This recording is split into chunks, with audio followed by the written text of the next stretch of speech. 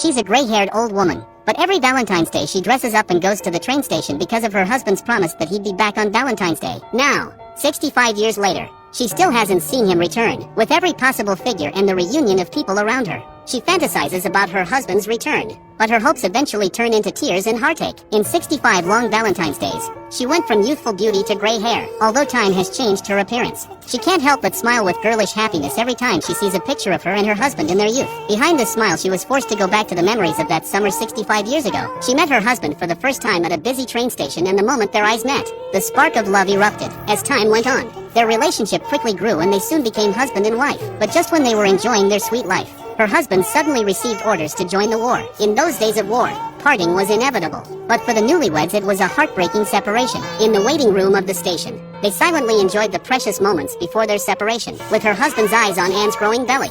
She couldn't help but touch this testament of love with affection in her eyes. At that moment, a disturbing announcement came over the station's radio that the train was pulling onto the platform and that the moment of farewell was approaching, and accompanied her husband to the platform with a deep and abiding love for him. And their sadness grew more intense with the reality of the impending separation. They held each other tightly and kissed each other goodbye until the conductor urged her husband to board the train. As her husband was about to enter the train, Annie suddenly remembered the Christmas card she hadn't made for her. Anxiously, she ran along the train to the place where she kept calling out her husband's name, each word revealing endless worry and concern. When her husband heard the call, he immediately turned to look out the window and hurriedly took the card from Annie's hand. This simple card meant so much to them, but it was a comfort to them when they were apart. As her husband disappeared in front of Anne, she was plunged into extreme sadness. She watched each passing car, longing to see her husband again. But the train accelerated inexorably as if it were just passing through in a hurry. While Anne was gripped by grief and worry, her husband suddenly called her name from the rear of the train.